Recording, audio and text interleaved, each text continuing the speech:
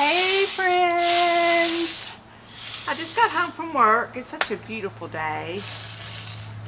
It's a little warm. I think the high today was 82. It's a little warm out here, but it's just so beautiful. I wanted to come out here and sit for a little while before I went in, changed my clothes, and got busy. Do y'all like vintage recipes? I love looking through vintage recipes. I love looking through old church cookbooks, you know, where all the members put in their favorite recipes from days gone by. And it's just so fascinating to me, and I love to test them out. There's a Facebook page called Vintage Recipes that I have followed for several years now. And it just reminds me of the good old days, the things that she posts on there and the old recipes. And it's just so fascinating to me. And, you know, and those are some pretty good, darn tootin' good recipes. But I was scrolling through there a couple of weeks ago and I ran across this recipe that I was like, what? And it is called the Magic Soup Cake. And I printed off the recipe. And this magic soup case is made from Campbell's tomato soup. The condensed tomato soup that I grew up on with grilled cheeses, and I'm sure a lot of you did too. I thought, okay, a cake made of tomato soup. Okay, so I read through the recipe and then I looked at the comments, and people were raving about it. They were like, oh my gosh, my mother used to make this growing up. My grandmother used to make this growing up. It was so good. I mean, just so many positive comments about it. I thought, okay, this is one of them old recipes I've got to check out. I did a little research on it, and it first appeared, excuse me, it first appeared like in the 1950s on the back of the Campbell's soup can, the tomato soup can. And so that's, I guess, when it became popular, was in the 50s and 60s. Sorry guys, I've got allergies. And there's some debate on the icing. The original recipe was made with just a basic cream cheese frosting icing. The one that was posted on the Vintage Recipe site, it's a creamy chocolate frosting, and it's basically a cream cheese frosting with some chocolate in it. And that spoke to my soul because I am addicted to chocolate. Chocolate is my drug of choice. So I thought, well, I'm going to make it with the creamy chocolate frosting. And then you start to think about it and you're like, creamy chocolate frosting on a tomato soup cake. Your stomach kind of does a little flip-flop on that one. How is that going to be good? Well, we're going to try it out tonight. So I'm about to head inside, and I'm going to get out of my work clothes and put me on some comfy clothes, and I'm going to get this made, put in the oven, and me and the old puppy love is going to check it out tonight and see what we think, and we'll give you our honest opinion. And I will post the recipe. I'm going to follow it exactly. Like it said, this is made into a loaf pan. So I will do a loaf pan. I saw some recipes where they did it, you know, like as a layered cake, but they added more ingredients to this. And I don't want to do that. I'm going to do it just exactly as the recipe calls for. And so let's get inside and try out the magic soup cake. Well, I'm glad that I came in when I did, because it's my husband or my father-in-law is spreading chicken litter out on our front pasture. So that's going to smell real good for a while. Okay, we're going to get started. In here I've got 2 tablespoons of butter, and it says cream, butter, and sugar well. So it's 2 tablespoons of butter and 1 cup of sugar. Oh, and it doesn't specify this in the, it's 1 cup of sugar. It doesn't specify in it, but it talks about when you're adding the dry ingredients to alternate between the soup soda mixture. So I had to do a little research on that. And you take your soup, put it in a separate bowl. Can't imagine this is going to taste like a good cake. So I am emptying.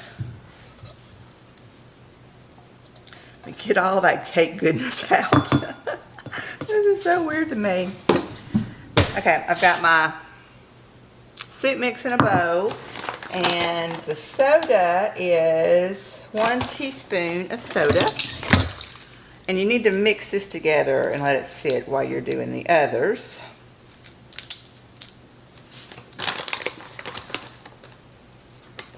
So I'm putting 1 teaspoon of soda in the soup. We'll give this a little mix up. It is foaming up. Don't be alarmed, it's foaming up, and that's okay. The acid from the tomatoes is making that reaction, I'm sure. Weird. This is jolly weird. Okay. Alright, moving back over here, I am going to cream the butter and sugar together. It'll be noisy. I may mute this out. Okay, got that cream together. The butter wasn't exactly room temperature. It did still have a little bit of coolness on it, but that's okay. We got it blended in really good.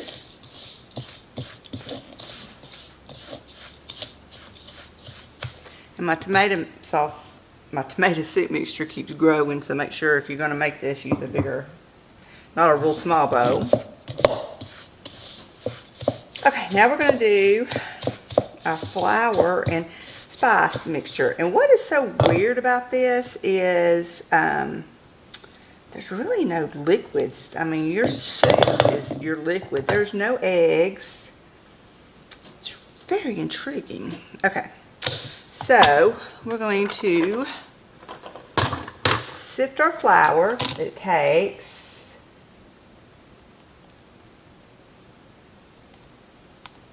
I'm going to have to sift this in another container because you got to add alternately. Hold on.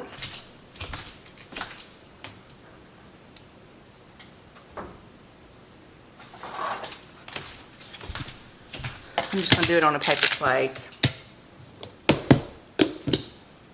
Okay, so you got 1 cup. It says to use cake flour, but I'm just using my regular all-purpose flour. 1 cup.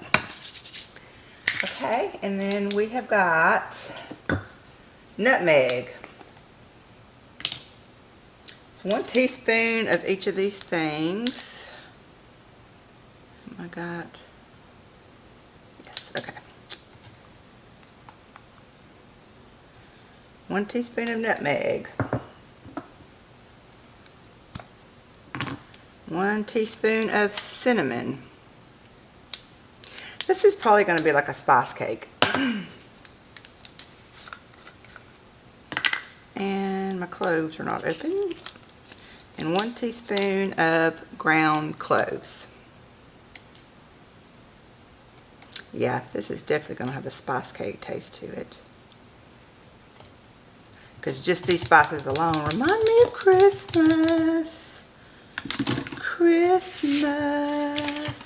I'm just going to sift all these together.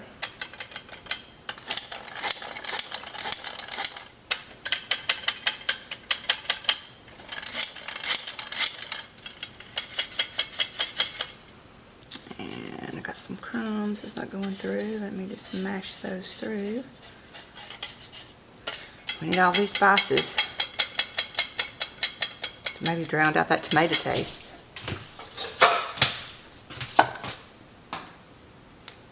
Okay, back to my sugar butter mixture. It says to alternate, I'm going to do half of my flour spice mixture and half of the tomato soup mixture. I ain't lying, this is freaky. Okay. Just while you're mixing it up, the smell of tomato soup going into something that's sugary and buttery with all those spices is crazy, man.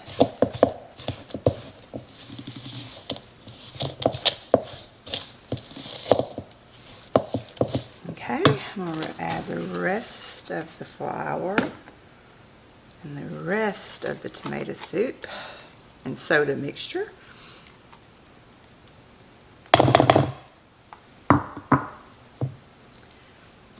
Oh, it needs 1/4 of a teaspoon of salt. I was looking at the original recipe, and it called, instead of butter, to use lard.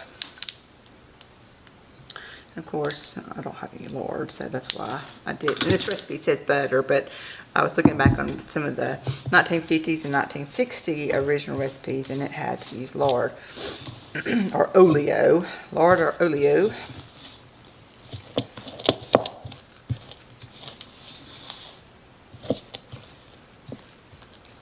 Okay, alright, it's not really dry after I got the rest of that tomato soup. I'll get the rest of it in.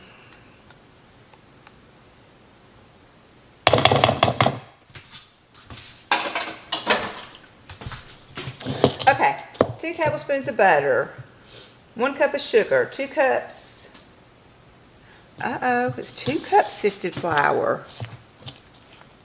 Whew, I'm so glad I've got my recipe. I only did 1 cup, 2 cups of sifted. Okay, now that is going to make a stiffer dough.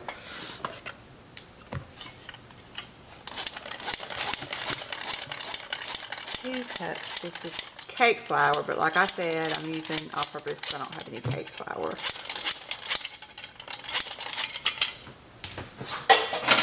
Okay, this is going to be a stiffer dough. Okay, 2 cups cake flour, 1 teaspoon of cloves, cinnamon, nutmeg, 1/4 teaspoon of salt, 1 can of tomato soup, 1 teaspoon of soda. Okay, I do have all the ingredients in now.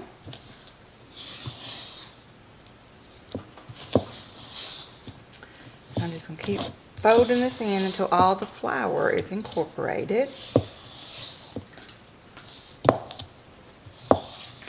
And it does specify on here, you know, to pour it into a loaf pan, and it says size is important, about 8.5 by 4.5 by 2.5. So I have got like all ranges of loaf pans, and so I found one that it's a little deeper than 2.5, but it's the 8.5 by 4.5. I mean the 8.5 by 4.5 size. So we'll be using that. So this doesn't make a big cake.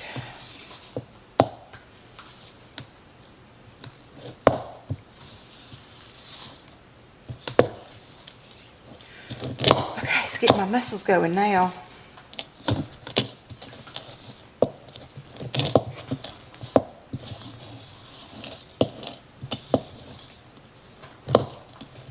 Okay, it's not too bad, stiff. Let me smell it. I don't know, ladies and gentlemen, I got a little tomatoey whiff. Okay. I'm going to get my loaf pan. My dog's barking. Oh, Cash. Cash. Okay, and I'm just going to give it a little spritz with some cooking spray. This is a non-stick glaze loaf pan. It doesn't hurt. Hold on, let me quiet my dog. Okay, I just had to holler at him. Okay. Got too much commotion going on out there in the front. Alright, let's dump this in here. You can see how thick it is. Cash, baby, hush.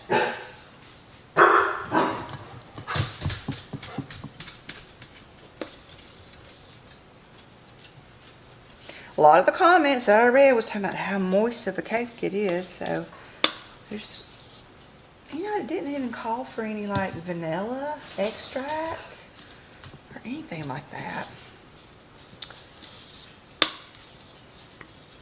Which is crazy. Make sure. Butter, sugar, flour, clove, cinnamon, nutmeg, salt, can of tomato soup, teaspoon of soda. Okay. Alright, I'm going to try to get this smoothed out.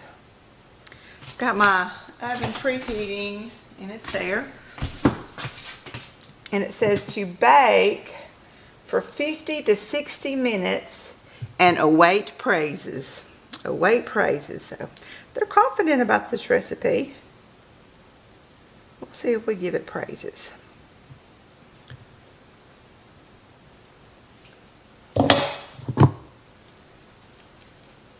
Okay, I'm going to put it in the oven and I'll be back a few minutes before it's ready to come out so we can whip up the frosting. Okay, chickadees, we're back and got a few minutes left on the cake, and I'm going to tell you, the aroma coming out of that oven is spice cake. Okay, so we're going to make up the frosting, and it calls for 3-ounce package of cream cheese. Well, cream cheese don't come in a 3-ounce package, so I cut some and I weighed it. So we got just a little over 3 ounces of cream cheese. And it says mashed cheese. Mashed cheese. So I'm just going to get a fork and kind of just mash it.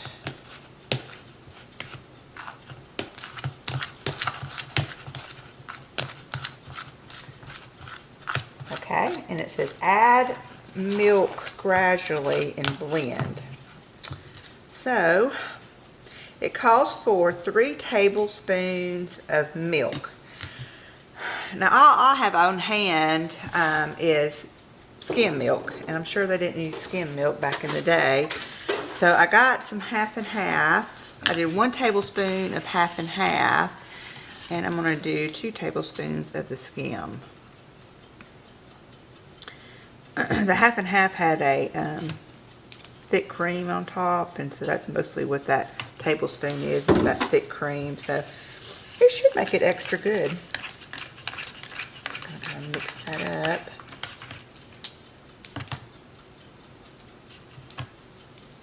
Okay, some milk in there, and then we will blend it up.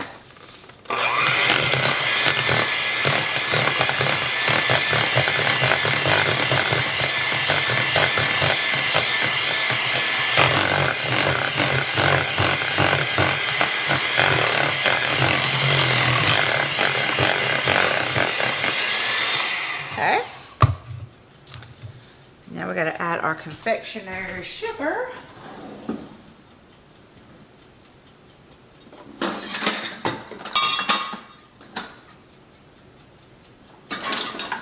Trying to find a measuring cup. Okay.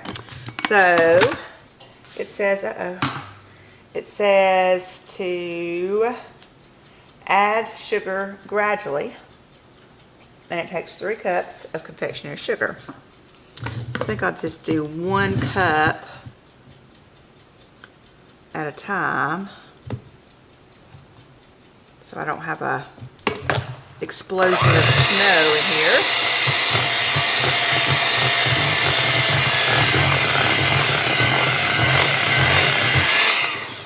That's 1.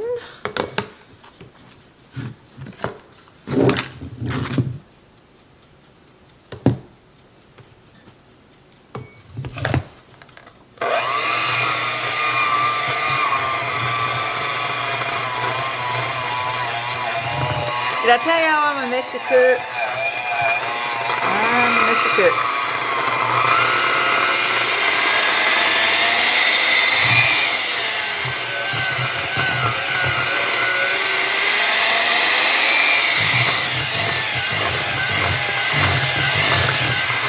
Okay, that was 2 cups.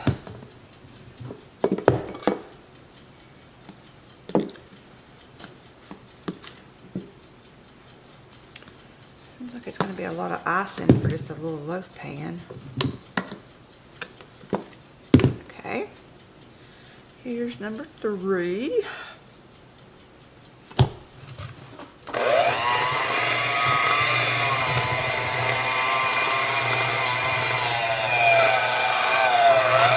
I'm going to go ahead and add in a teaspoon of vanilla to help it get incorporated.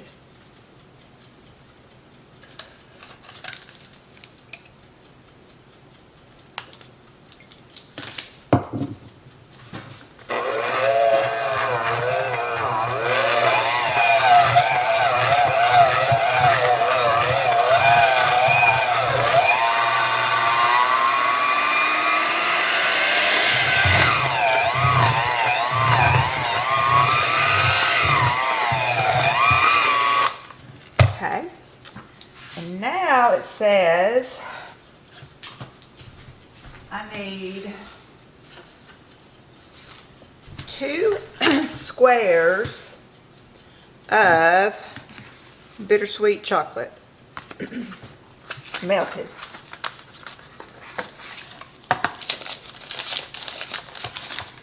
Oh. That's not a lot of chocolate melted. But anyway, I'm going to stick this in the microwave and just get it melted.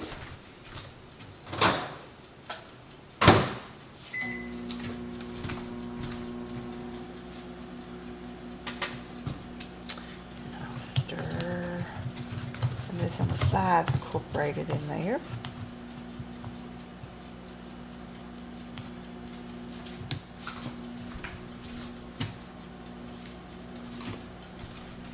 Okay, so we've got cream cheese, milk, confectionery sugar, 2 square bitter chocolate melted, 1 teaspoon of vanilla,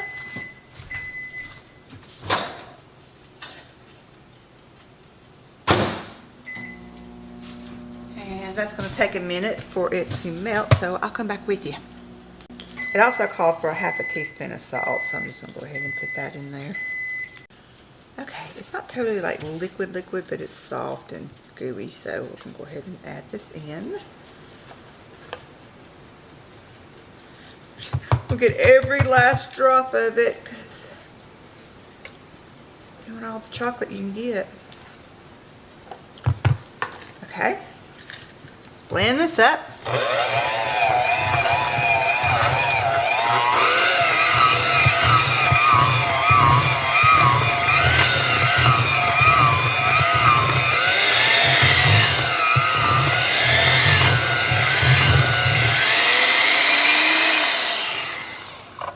Let's see. Stir it up.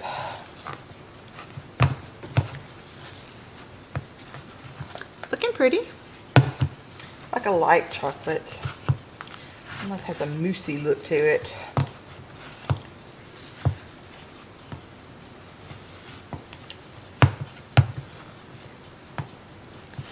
I'll give it a taste.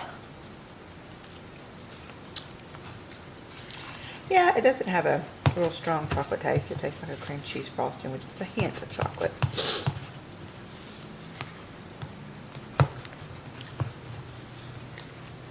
Okay, I'm going to check on the cake and see where we are on that, and I'll be right back with you.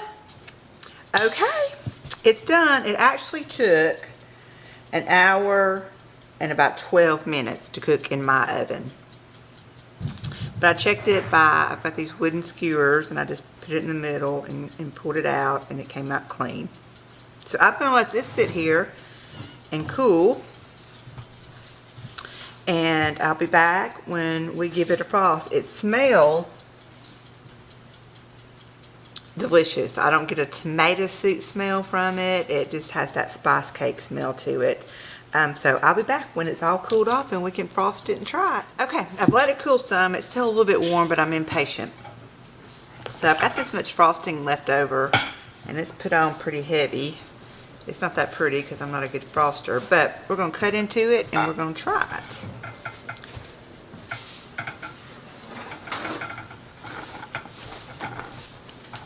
It's really crunchy on the outside.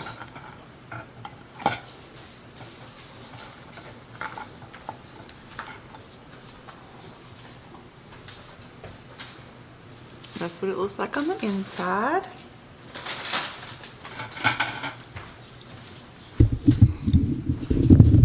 Okay.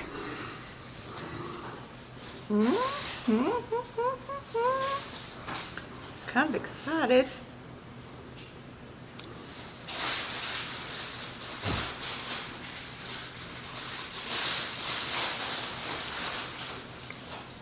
Let me get a bigger bite. Well, the inside is very moist. The outside is really hard. I mean, I can't even cut through that. Hang on.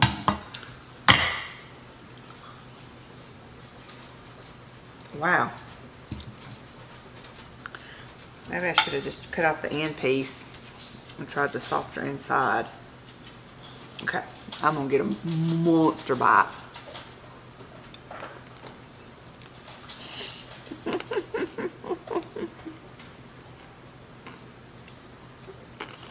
Oh, so big of a bite.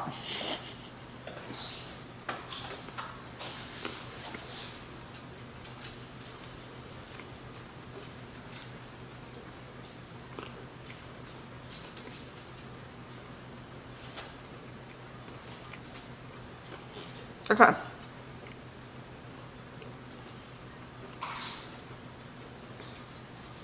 The cake is good. It tastes like a Christmas spice cake. I get no taste of tomato soup whatsoever. The frosting is delicious. I just don't like how hard the upper crust got. This is an end piece, so it's going to be crunchier. But I don't like the hardness that I got on the crust. Now the inside, I'm touching the inside right now. It's real soft. But it is a good cake. It tastes like a spice cake. Exactly like a spice cake. And it's good. And the inside is moist. But the outside got so hard. I don't know what you can do about that.